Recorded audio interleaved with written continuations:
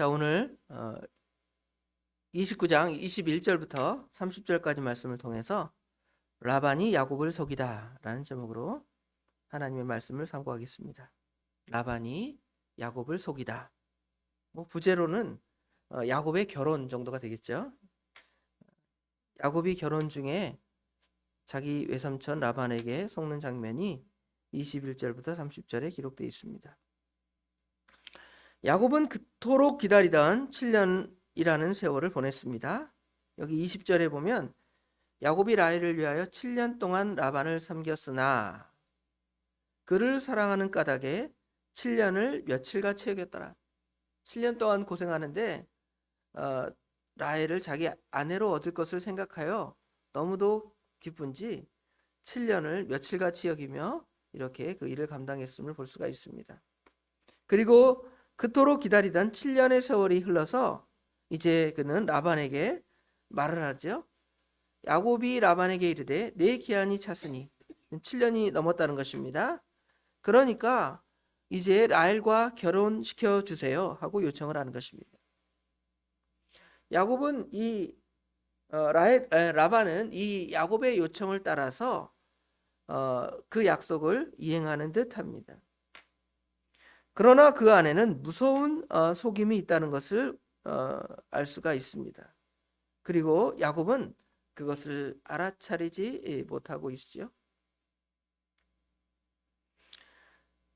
라헬은 건강하고 아름다웠기 때문에 야곱이 아니더라도 누군가에게 많은 매력점이 있었을 것입니다. 그러나 반면에 지금 레아는 시력이 약하고 그랬죠? 17절에 보면 레아는 시력이 약하고 라헬은 곱고 아리따우니 야곱이 라헬을 더 사랑하였다고 이렇게 말씀합니다.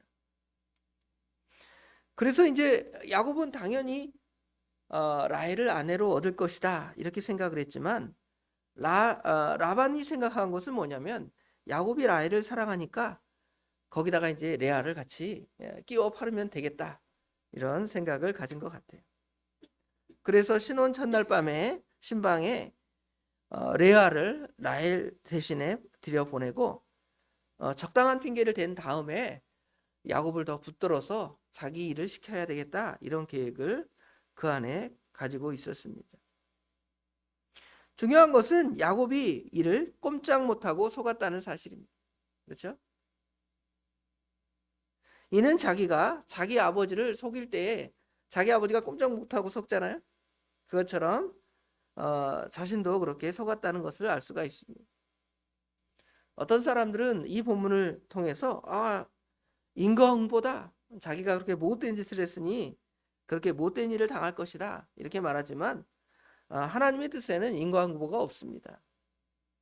우리가 결과물을 보고 징악상선 이런 정도의 느낌을 가질 수 있지만 그 역시 하나님께서 악을 행하는 자를 심판하시고 또 선을 행하는 자에게 상을 주시는 것도 하나님의 뜻 가운데 있는 것이지 사람이 뭘 잘해서 하나님이 더 좋은 걸 주고 사람이 못하니까 더 그 악에 대해서 심판하고 그거는 이제 하나님 앞에서 볼 때는 결과물이지 하나님께서는 그 모든 일을 다 아시고 판단하시고 결정한다는 것을 알 수가 있습니다. 그래서 우리는 어떤 일에 대해서 먼저는 하나님의 뜻이 어떻게 되는 것인가 이것들을 밝히 알고 분별해야죠. 하나님께서는 지금 야곱에게 이 일에 대해서 결코 말씀해 주지 않죠. 마치 이삭이 자기 아들에게 속을 때 하나님께서 하나님의 선지자에게도 아무 말씀 안 하셔요. 그렇죠? 네 아들이 속인다. 너 잘 봐라. 왜 네 아들이 속이려고 했냐? 네가 하나님의 뜻대로 하지 않았다. 하나님 책망하거나 어떤 답을 준 게 아니잖아요. 그냥 속은 거예요. 하나님 아무 말씀도 안 하신 거예요. 이삭이나 야곱은 다 어찌 보면 하나님의 종입니다. 하나님의 뜻을 알 수 있는 거의 유일한 사람 정도에 불과한 거예요. 그런데 그 야곱도 또 그 이삭도 다 하나님께서 말씀하지 않고 그 일에 대해서 속임을 당한 것을 볼 수가 있습니다. 아무리 7년 동안 수고하면 뭐합니까? 수고의 결과물은 다른 것인데요. 다른 여자가 자기 이 신방에 들어와서 자기 곁에 있으니 자기 수고는 다 날아가 버리게 된 것이지. 하나님께서는 하나님의 종들에게 하나님의 뜻을 가르쳐 주는 것이 지극히 정상적인 것입니다. 그러나 하나님의 백성이나 하나님의 종이나 믿음의 사람들이 하나님을 사랑하는 것보다 다른 것을 더 사랑하면 하나님께서 그것을 눈을 멀게 하시는 거예요. 이삭의 경우는 무엇을 더 사랑했냐면 아들 에서를 더 사랑하고, 특별히 아들 에서가 사냥해서 어떤 맛있는 고기에 그걸 가져와서 별미를 만들어 주면 너무 그것을 좋아했던 것 같아요. 그러니까 평소에 그랬던 것처럼 오늘 또 너 가서 고기 잡아 오면 고기 잡아서 나에게 요리해다 주면 내가 너에게 마음껏 축복하겠다. 그러니까 눈이 멀어졌잖아요. 하나님의 뜻은 무엇입니까? 하나님의 뜻은 에서가 아니라 야곱이 하나님의 뜻을 이어갈 사람이다. 분명히 태어날 때부터 얘기했는데 그것은 잊어버리고 자기의 먹을 것만 생각하니까 그렇게 된 거예요. 우리 식탐이라 그러죠. 먹는 거 좋아하고 뭐 많이 먹어서 문제가 되기도 하지만 어떤 특별한 음식을 더 즐기는 사람들이 있잖아요. 그런 것 때문에 하나님의 뜻을 잃고 또 하나님께서는 그 일로 인하여 침묵하심을 볼 수가 있습니다. 하나님의 말씀을 따라가지 아니하고 하나님의 뜻을 우습게 생각하니까 하나님께서 다른 것들로, 자기가 좋아하는 것들로 눈이 멀게 하는 거죠. 야곱도 지금 누구에게 눈이 멀어 있냐면 라헬에게 눈이 멀어 있는 거예요. 그냥 결혼한 것이 아니라 아마 라헬과 7년 동안 연애를 하지 않았을까요? 뭐 겉으로 대놓고 연애하지는 않았어도 거기에 빠져 있으니까 하나님의 뜻을 생각지 않고 혹시 다른 변수가 있지 않을까? 이런 거 전혀 고려하지 않은 거예요. 당연히 외삼촌이 나에게 그렇게 약속했으니까 철석같이 믿고 그렇게 어떻게 하는 거예요? 순종하고 따라간 거예요. 7년 동안. 그런데 그 7년의 수고가 한 번에 날아갔죠. 마치 어떤 사람이 내가 평생 모아놓은 돈을 내가 퇴직금 매덕 퇴직금 받았잖아. 통장에 딱 넣어놓고 좀 어디 좀 투자를 한다든지 아니면 내가 남은 생애를 좀 편하게 좀 살아봐야 되겠다. 그런데 내가 돈 있는 걸 알아요? 슬금슬금 와서 어떻게 하는 거예요? 속이는 거죠. 그렇죠? 그래서 그 몇 억을 그냥 꿀꺽 삼켜 가는 거예요. 그래서 퇴직금 다 날려먹고 상당한 고난을 당하는 경우가 있잖아요. 그건 누가 그런 것이 아니라 우리도 마찬가지예요. 저도 그렇게 당할 수 있고 여러분도 다 그렇게 당할 수 있습니다. 무엇을 붙들지 않으면요? 하나님을 붙들지 않으면. 하나님이 나에게 돈을 주셨지만 그거는 뭐 하나님께서 쓰라고 주신 거니까 그건 두고 내가 하나님을 더 의지하고 살아가겠습니다 하면 하나님께서 그걸 지켜주셨을 거예요. 그런데 어떻게 생각하는 거예요? 하나님은 생각하지 않고 내가 은행에 넣어놓은 돈, 아니면 여기 야곱 같은 경우에는 내가 사랑할 라헬, 이삭 같은 경우는 어떻습니까? 자기 사랑하는 아들 나에게 맛있는 음식을 해다가 아주 무슨 고기인지 야들야들하고 아주 그냥 이 소화도 잘 되는 좋은 음식 가져다 주면 내가 먹고 마음껏 축복할 거야. 무엇은 전혀 생각하지 않습니까? 하나님과 하나님의 말씀은 생각하지 않습니다. 그러므로 하나님께서는 침묵하시죠. 그래서 우리 믿음의 사람들은 하나님께서 침묵하지 않으시도록 늘 깨어 기도해야 합니다. 그래서 내가 하나님의 백성인데 내가 하나님보다 더 좋아하는 어떤 것이 있다. 그러면 그것을 통해서 내 모든 것을 날릴 수도 있다. 그런 가능성이 있다. 이걸 생각하면서 늘 조심해야 하는 것이 우리 성도의 삶일 것입니다. 야곱은 이에 대해서 지금 라반에게 어떻게 하는 거예요? 항의를 하죠. 여기 25절에 일어나 보니까 야곱이 아침에 보니 레아가 라반에게 야곱이 아침에 보니 레아가 라반에게 이르되 레아라. 죄송합니다. 정신을 못 차리고 있습니다.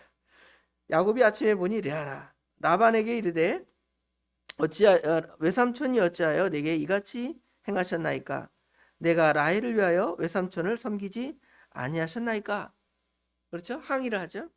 항의를 했는데 어떻습니까? 그 항의가 통할 길이 없습니다. 라반은 머리가 아주 비상하다 그랬잖아요. 비상하니까 핑계도 잘 대요. 뭐라고 핑계댑니까? 라반이 이르되 언니보다 아우를 먼저 주는 것은 우리 지방에서 하지 아니하는 바이다. 당연한 어떤 논리를 가지고 이렇게 말하는 것이죠. 약속보다 자기가 생각하는 이걸 이렇게 하면 얘가 어쩔 수 없을 것이다. 아주 올무를 탁 잡는 거예요. 하나님의 말씀을 따라가지 아니하면 올무를 잡힌다 그랬잖아요. 야곱이 외삼촌에게 몇 년 그 올무가 잡혀 있었어요? 지금 7년 거기다 6년 20년을 잡혀 있었어요. 하나님의 말씀에 붙들리지 않으면 하나님께서는 너 거기 가서 내 아내를 찾고 돌아오면 된다. 잠시 피해서 내 형 그 분노를 잠깐 이렇게 누그러뜨리고 내가 너를 오라 하면 이길 것이다 그랬지만 거기 가서 오히려 야곱은 발을 담그고 아주 족쇄를 꽉 채워주세요. 채운 다음에 20년 동안 나오지 못하는 것이죠. 그래서 이제 전에는 야곱이 선택했지만 이제는 미끼에 걸려서 7년을 또 꼬박 채울 수밖에 없는 거예요. 7년 동안은 즐거움으로 일했지만 이제 7년은 마치 사단이 우리를 딱 올무를 놓아서 사단에게 넘어가면 다 사단의 밥이 되는 것처럼 야곱은 지금 라반의 밥이 된 것이지. 또 여기서 우리가 생각해 볼 것은 믿음의 사람들이 믿음으로 결혼하지 아니함을 인하여 당하는 고난들을 생각해 볼 수가 있습니다.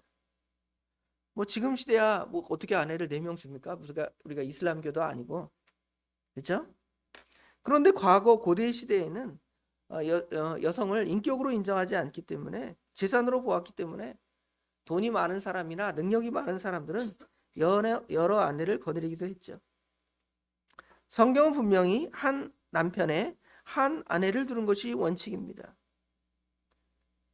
왜냐하면 이 배우자가 2명 이상이 되면 분명히 무슨 문제가 생기냐면 서로 경쟁하게 되고 싸우게 돼 있어요.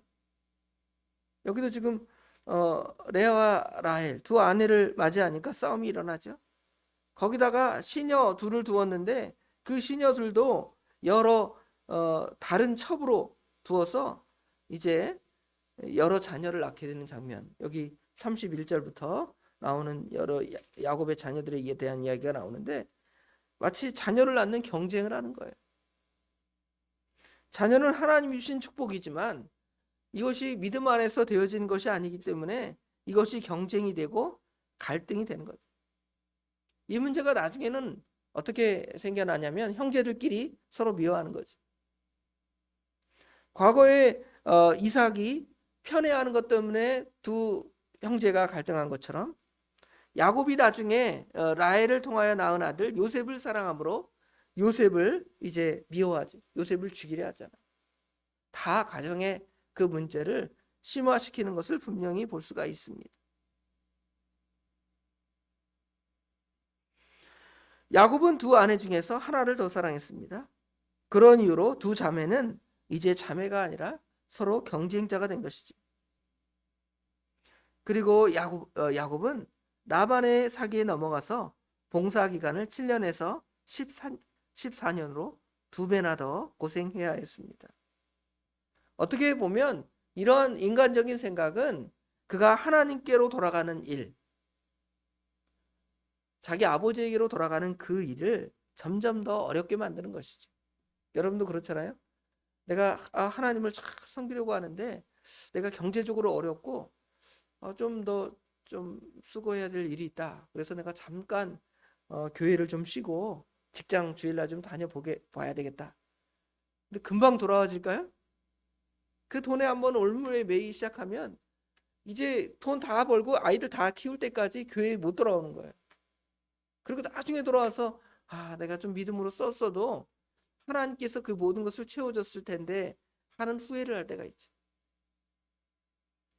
그러나 우리가 하나님의 말씀을 생각하면 이런 일에 올무가 되지 않고 넘어가지 않습니다. 승리하게 되는 것이죠. 그래서 우리는 몇 가지를 여기서 생각해 보면, 첫 번째로는 말씀보다 우리에게 가지고 있는 그 욕망, 우리가 가지고 있는 그 욕망은 우리의 영적인 분별력을 흐리게 한다 그랬죠. 영적인 분별력을 우리가 늘 말씀과 성령을 통하여 가져서 넘어가지 않아야 한다는 것을 첫 번째로 우리가 생각해 볼 수가 있고요. 두 번째로 하나님께서는 우리를 늘 인도하십니다. 인도하시는데 우리 인간의 수고가 그 안에 곁들여지겠죠. 하나님의 뜻 안에서의 인간의 수고는 아주 유익한 것입니다. 그러나 하나님의 뜻을 생각하지 아니하는 인간의 수고, 어떻게 보면 야곱이 고백했던 것처럼 험악한 삶을 살았고 그 수고한 것이 7년의 수고가 한 방의 속임에 어떻게 되는 거예요? 끝나고 넘어가는 것을 우리가 볼 수가 있습니다. 그리고 세 번째로는 원칙을 벗어난 타협, 이것은 우리 삶의 올무가 됩니다. 하나님께서 주신 그 원칙, 가정의 질서, 이런 것들을 생각했다면 이것이 하나님께 온전히 하나님을 집중하는 수단이 될 텐데, 그것이 아니라 그것을 깨니까 하나님께 집중하지 못하게 되고, 결국은 그 가정의 문제로 여기 지금 오늘 본문 다음부터 시작되는 그 여러 뭐랄까요? 자녀를 낳는 경쟁이 되잖아요. 경쟁. 납달리라는 이름이 있는데요. 납달리는 그 12아들 중에 하나잖아요. 납달리. 내가 경쟁에서 이겼다 그래요. 경쟁에서 이겼다. 자녀를 낳는 게 경쟁이에요. 사실은 자녀를 낳는 것은 하나님의 은혜고 복입니다. 그러나 그것이 어떻게 경쟁이 되겠습니까? 그것은 하나님의 뜻대로 행하지 않으니까 이런 일이 우리 안에 벌어지게 되는 것입니다. 결국 야곱의 이야기는 오늘날 우리가 지금 나의 삶을 이끄는 것은 하나님의 말씀인가? 아니면 내가 간절히 원하는 라헬과 같은 세상의 욕망인가? 이것에 대한 엄중한 질문을 우리가 던져야 됩니다. 그래서 세상의 미끼에 걸려서 헛된 14년의 수고를 반복하지 않기 위해서 우리는 우리 안에 있는 우리가 좋아하는 것들을 다 내려놓고 그 안에 우리 하나님을 주인으로 모시고 말씀을 주인으로 모시고 왕으로 삼아서 결국 하나님의 선한 인도를 따라 승리해 나가는 삶을 살아가는 저와 우리 성도님들 되시길 주님의 이름으로 축원합니다. 기도하겠습니다. 아버지 하나님, 은혜와 사랑을 진심으로 감사합니다. 오늘 또 저희를 사랑하셔서 이른 새벽에 단잠을 깨워주시고 야곱이 자기 외삼촌 라반에게 속은 그 말씀을 통하여 우리가 어떻게 하나님의 선하신 뜻을 이루어가며 속지 않고 주님의 기쁘신 뜻을 순종해 나갈까를 다시금 이 말씀을 통해 배우게 하신 거 감사합니다. 야곱이 하나님의 종이요, 하나님의 선지자요, 하나님의 교회를 이끌어갈 종이지만 그가 세상적인 판단력과 그 욕심을 따라서 그 일을 행할 때에 그의 눈이 멀어서 모든 것을 바로 보지 못하고 결국 외삼촌 라반에게 속아서 올무로 7년에 또 7년을 더할 뿐만 아니라 6년을 더해서 무려 20여 년을 하나님의 나라와 교회를 위해 사는 그것보다 인간적인 많은 어떤 자녀를 키우는 일이나 가족을 돌보는 일에 더 집중함으로 아버지 하나님 그를 더 연단하시는 하나님의 말씀이 있습니다. 결국 그것을 통하여 하나님의 역사, 이스라엘 백성을 창성하게 하시는 역사를 이루어 가시는 것은 하나님의 뜻이지만 그래도 하나님께서는 그런 악한 방법, 경쟁의 방법이나 속임의 방법이 아니라 하나님의 뜻 가운데 선하게도 분명히 야곱에게 12아들을 줄 뿐만 아니라 그것 이상을 주셔서 충분히 하나님의 뜻을 이어가게 하실 수 있음을 우리가 알지만 저희는 미련하게도 야곱처럼 우리의 간사한 꾀를 내어 여러 계획을 세우고 아버지 하나님 나아갑니다.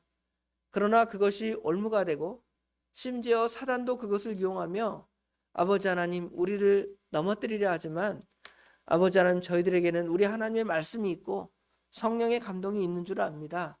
아버지 하나님 저희를 미련하게 넘어가지 않도록 도와주시되 성령 하나님께서 늘 깨워 우리가 승리해 나갈 수 있는 삶이 될 수 있도록 우리 하나님 친히 인도하여 주시옵소서.